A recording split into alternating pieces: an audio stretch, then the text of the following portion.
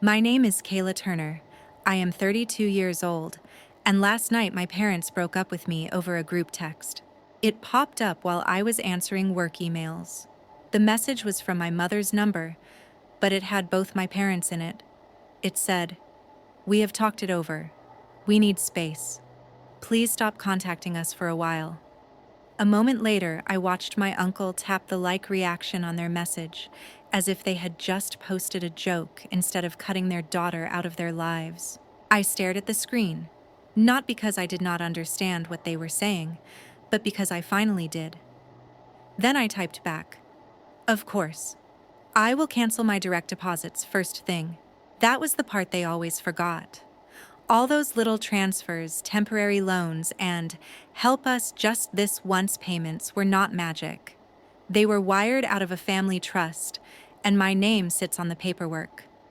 By midnight, the trust was frozen. The vacation fund that kept our sunny trips going was emptied into a holding account, and every clever tax trick they had leaned on for years was their problem again, not mine. At 4:30 in the morning, my brother started calling. By the time my alarm went off, he had called 24 times and left a handful of voicemails. I answered none of them. I sent one single message instead, and that message is the reason my family is finally about to meet the fallout they have been sprinting away from for years.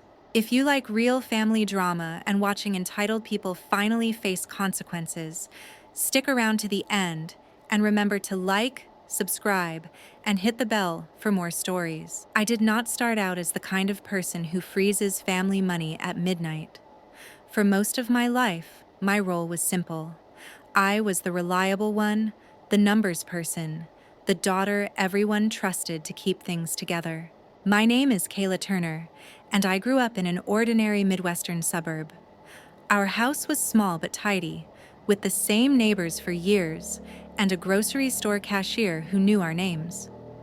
My parents liked to describe us as comfortable, not rich, and they told that story often enough that it became a fact in my head.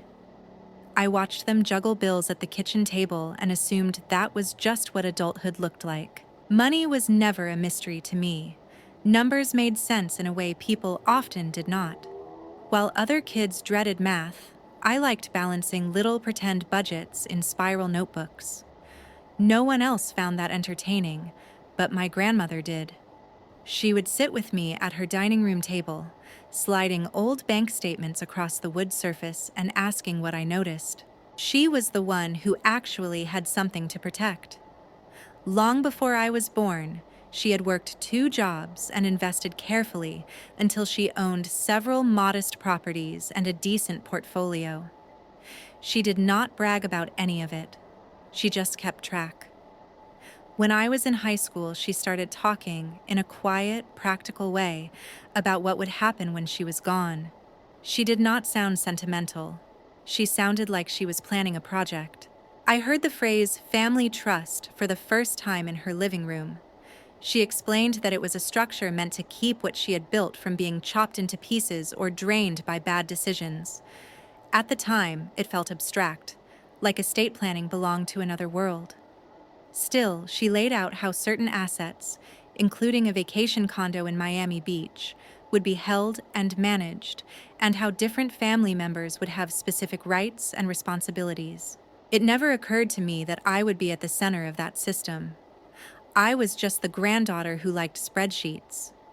Yet every time I visited, she would ask about my classes, about whether I still wanted to study accounting, about how I felt when something did not add up. She listened closely to the way I described fairness. Looking back, I can see that she was not making small talk. She was evaluating me. By the time I left for college in Chicago, the trust already existed. I knew that on paper, certain properties and accounts no longer belonged directly to my parents or my grandmother, but to this legal framework with a formal name. I also knew that my older brother Brandon was thrilled about the condo most of all, drawn to the idea of warm weather and ocean views. Conversations about the trust rarely revolved around responsibility when he was in the room. They revolved around what he might get to enjoy. I went away, studied accounting, and eventually specialized in tracking down financial lies for a living. That work fit me. It rewarded patience, pattern recognition, and a stubborn sense that numbers should tell the truth.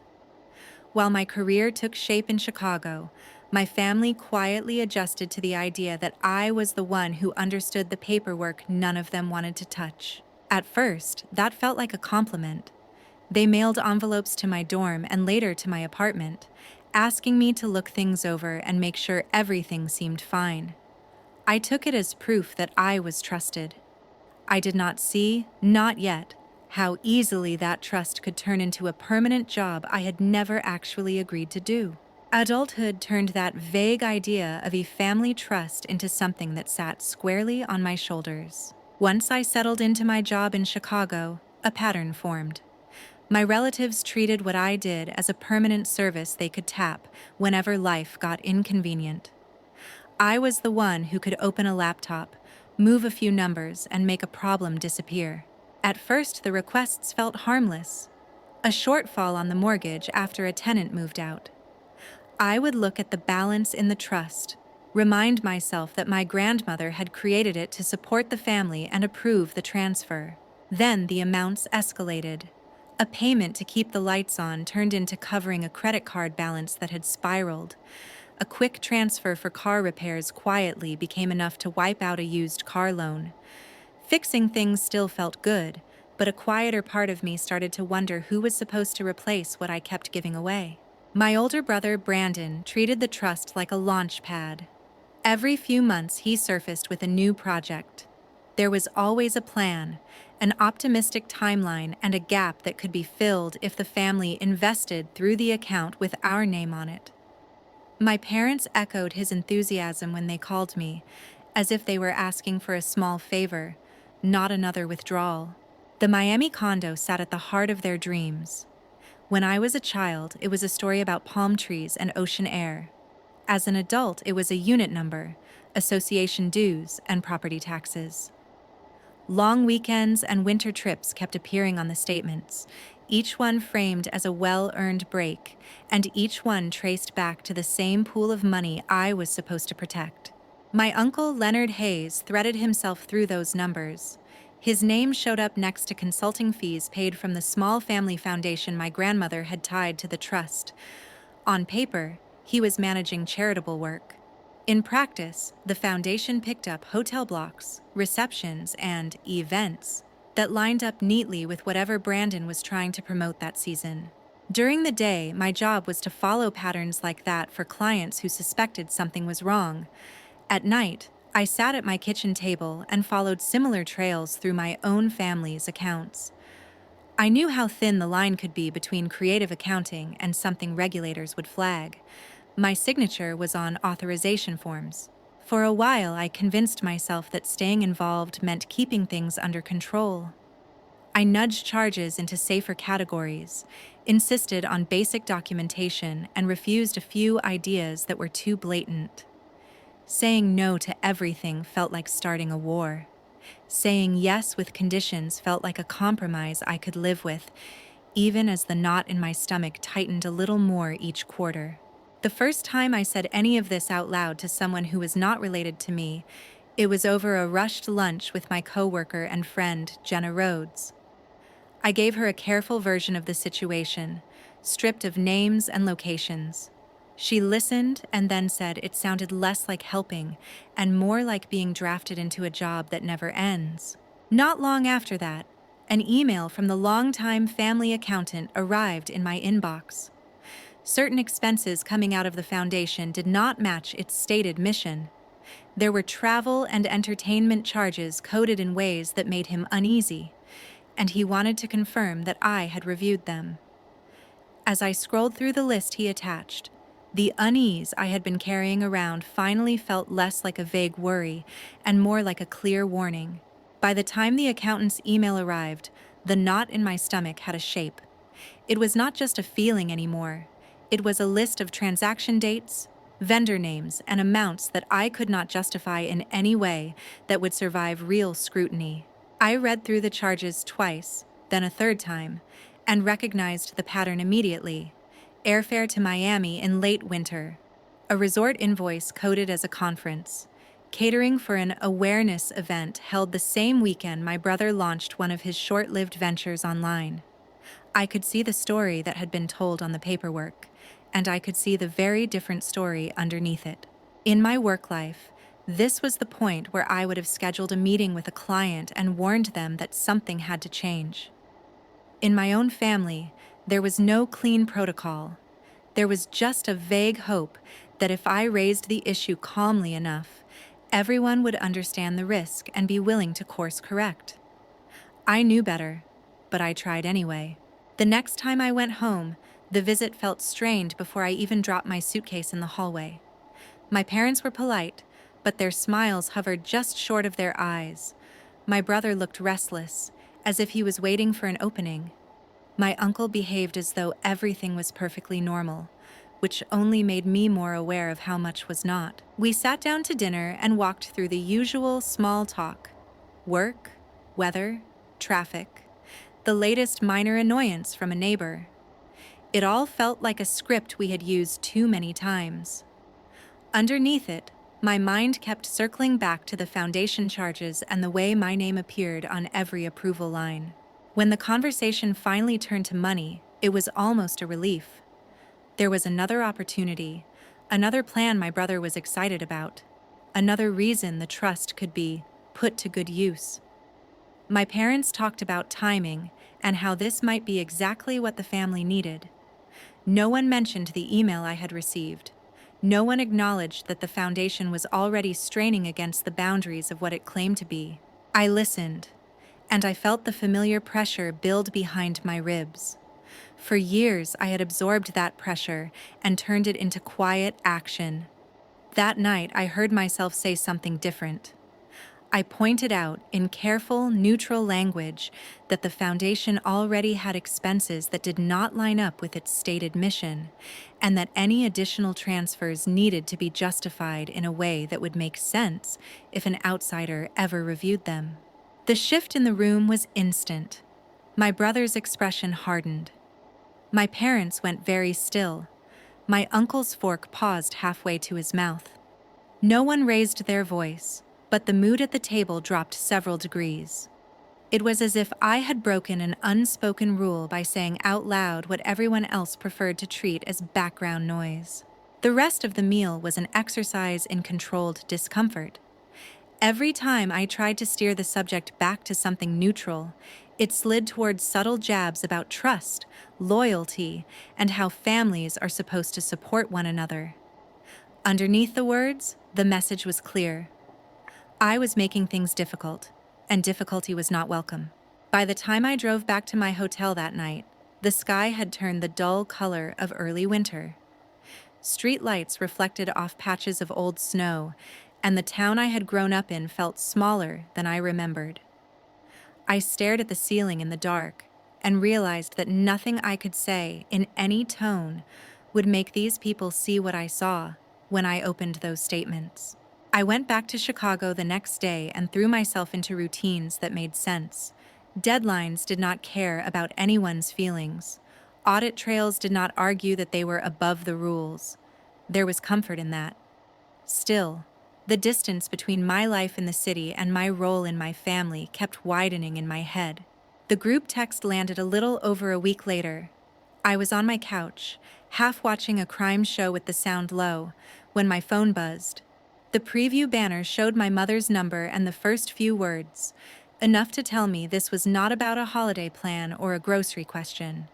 I opened it and read the whole thing once through without blinking. They had talked it over. They needed space.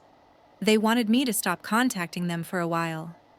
There was no mention of the trust, the foundation, or the email from the accountant. It was framed as an emotional decision, wrapped in vague language about needing time and distance. As I watched the three dots appear and vanish and then reappear, another reaction popped up in the thread. My uncle had tapped the like icon on the message. I sat very still and let the scene sink in. It was not a blowout fight or a dramatic phone call. It was a tidy dismissal, delivered through a glowing screen, co-signed with a digital thumb. In a way, it was the clearest statement they had ever given me about how they saw my place in the family. The answer I sent back came from a part of me that was tired of explaining. If they wanted space, I could give them more than a little. The hours after I hit send stayed oddly calm. City noise slipped in through the windows while my phone lit up again and again on the table. Calls piled up from the same few names, messages flashed across the screen, and for the first time in years I did not rush to clear them or start fixing whatever had gone wrong. When dawn pushed a line of light around the edges of the blinds, I laced my shoes and stepped outside. The air cut at my lungs as I started to run along mostly empty sidewalks. With each block, the last few years sorted themselves into a single pattern in my head. The same accounts, the same requests, the same expectation that I would smooth things over before anyone else had to feel the impact. By the time I climbed the stairs back to my place, my legs were shaking and my thoughts were sharper. If I kept treating this as ordinary family tension, I was the one who would stand in front of any auditor or investigator with my name on the forms. I could not claim I did not understand the patterns. I had helped create them. At the office later that morning, I sat across from my friend and co-worker, Jenna, with a cooling cup of coffee between us. I told her, in the simplest version I could manage, that my relatives had cut contact on the same night I stopped letting money move their way. She called it what it was, an unpaid role I had never agreed to, one that gave them easy access to cash and left me with the risk. Hearing it put that way stripped away the last of the soft language I had been using. For years I had called what I did support duty, being the responsible one. Underneath those words sat a simple fact. They expected me to carry the weight and shield them from consequences. Once the shield came down, they treated me as disposable. That evening, I did not log in to any online accounts. Instead, I pulled the old trust binder from my shelf and set it on the kitchen table. The cover was worn, the pages thick with legal language my grandmother had insisted on. I had skimmed those sections before. This time I read slowly, with the email from the accountant and the buzzing phone still fresh in my mind. Near the back was the letter my grandmother had written in her own words. She described why she chose this structure at all. She wanted what she left behind to help without turning her family into people who only knew how to ask. She wrote about trustees having a duty to protect the trust itself, even if that meant pushing back against relatives who did not like hearing no. A few pages later, I found the clause tied to that idea. It outlined what a trustee could do if they believed assets were being handled irresponsibly. Pause distributions, demand reviews, ask a court to change or unwind parts of the arrangement. Underneath the dense paragraphs was an acceptance page with my name and signature. I had signed it years earlier without understanding it was more than a formality. Looking at that ink now, it felt like a promise made to someone who was no longer here to enforce it. My family's reaction to one boundary made it clear what I meant to them when the money stopped flowing. Whatever loyalty I owed at this point was not to their comfort. It was to the role I had accepted and to the woman who trusted me with it. I closed the binder, opened my laptop, and typed a different kind of search than usual. I looked for attorneys in Chicago who worked on trust and estate disputes, scanning for a name I recognized from professional circles. When I found one whose cases I remembered, I wrote down the number, picked up my phone for a reason that had nothing to do with missed calls from home, and left a message asking for a consultation.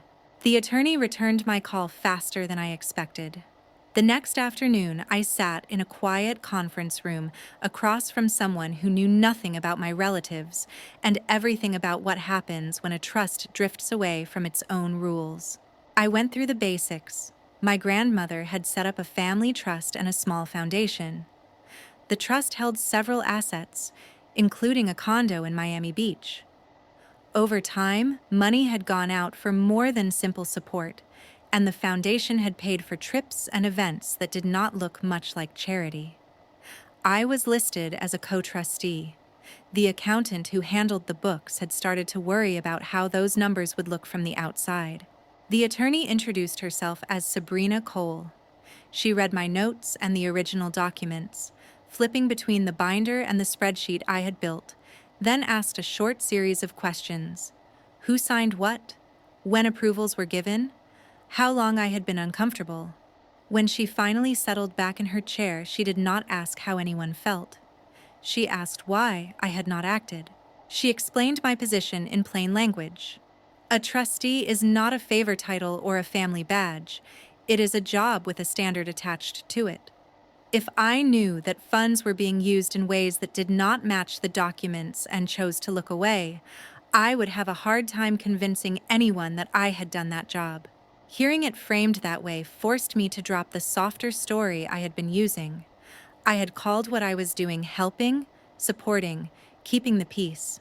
From the outside, it looked like a person with authority watching patterns she did not like and hoping they would never be examined closely. Sabrina laid out my options in 2 lines. One path meant keeping quiet, letting the trust and foundation continue as they were, and trusting luck. The other meant documenting what I had seen, asking for a formal review and suspending payments that were not required while someone independent went through the numbers. One path protected my relatives from discomfort. The other protected the structure my grandmother had built and the license I used every day at work. We filed the request for an audit that week. Sabrina drafted letters in neutral language, filled with dates, amounts, and references to specific sections of the documents. There was no mention of history or family tension. At the same time, she sent notice that discretionary distributions were on hold until the review was complete. Once those letters went out, the situation shifted. It was no longer just me tightening valves behind the scenes. There was a clear record that regulators, judges, and other trustees could read. My name appeared next to actions that matched my obligations instead of approvals I had given out of habit. While the audit process began, I turned to the Miami condo. For my family, it had been a backdrop for sunny photos and holiday posts. On the balance sheet, it was an expensive asset with ongoing costs and a clause that allowed a sale if that was in the trust's best interest. With Sabrina guiding the steps, I followed that clause. An appraisal was ordered. Recent sales were reviewed. Potential buyers toured the unit and treated it like what it was on paper. Square footage, view, rental potential. We compared offers against what the trust would need to cover taxes, fees, and the legal work that would come with unwinding years of careless decisions. When an offer met those marks, I accepted it. Signing the sale paperwork felt less like losing a vacation spot and more like straightening something that had been crooked for a long time. The proceeds went first to obligations that had been delayed, then to legal costs. What remained was placed into a new fund with a narrow mission: basic financial education and modest grants for people starting from almost nothing. Reading the draft language for that fund, I heard my grandmother's priorities more clearly than I had in years. The wording was simple. The purpose was specific. There was no space for creative stories about what the money was really for. Not long after, notices about the audit, the suspended payments, and the condo sale reached the rest of the family. I did not need to see their reactions to understand what those envelopes meant. For the first time, my decisions with the trust matched both the law on paper and the standard I claimed to live by when I signed my own name. The first signs that everything was taking effect did not arrive with my name on a court file. They showed up sideways. A coworker mentioned that my brother now listed a regular job instead of a vague title. A neighbor from my hometown forwarded a community email with my parents' house up for sale. Someone at a professional event remarked that my uncle seemed to be keeping his head down. From a distance, those fragments fit together. The stream of easy money had stopped. Without it, the life my relatives had been living could not hold. Bills that used to disappear stayed in view. Trips dropped off their feeds. The projects that were always about to succeed faded without announcements. I did not feel triumphant, Calling it karma and nothing more would have meant pretending I had never cared about these people. The truth was narrower. I was angry that they had treated my work and my signature like tools they owned, and relieved that I was no longer standing in front of the impact when their choices finally met limits. In time, indirect updates turned into direct attempts to pull me back in. Messages came that mixed criticism with nostalgia. I was called distant and ungrateful, reminded of old holidays, told that things had become harder than anyone expected. Underneath all of it sat the same assumption as always. If I would start saying yes again, everything could go back to the way it was. I did not return. When anything needed a formal answer, Sabrina prepared it in the same calm tone she used with regulators. My part was to hold the line and let a system outside the family do what it was designed to do. After years of reacting to every crisis, that stillness felt strange, but it was the first time my actions matched the standard I applied in my work. As the months moved on, other things filled the space that constant emergencies had occupied. The new fund launched with a modest balance and a clear purpose. I sat in small rooms at community centers with people who had never been told they could ask basic questions about money. I watched faces shift when someone realized confusion was not a personal flaw, just a gap that could be closed. Whenever I talked about setting limits on what you give, I heard my own story underneath. I never used names. I did not have to. More than once, someone described being the dependable one in a group that knew exactly how to lean on them. The details changed. The pattern did not. One person holding the safety net while everyone else jumped. At home, my phone stayed mostly quiet. Some numbers were still blocked. Others stopped trying.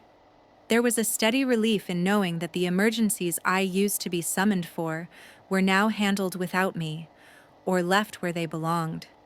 The part of me that had been waiting for a real apology finally accepted it was not coming. I am not going to pretend I have no regrets. I remember approving transfers I did not agree with because I was tired of arguing. Those decisions are mine to live with, just as my relatives must live with theirs. What I control now is what I accept from here on out. I no longer confuse endless sacrifice with love. I no longer treat keeping quiet about a problem as loyalty. I have learned that boundaries are not punishments. They are instructions about how you are willing to be treated and what you refuse to carry. If there is any value in my story for someone else, it is this. You are allowed to stop cleaning up other people's messes, even when they share your last name. You are allowed to say no to forms you do not believe in and to money moves you cannot justify. You are allowed to step away from roles you never truly chose. My parents once told me they needed space and wanted me to stop contacting them. I believed them. I gave them the distance they asked for and added one more decision of my own. I built a life where their choices are no longer the center of mine.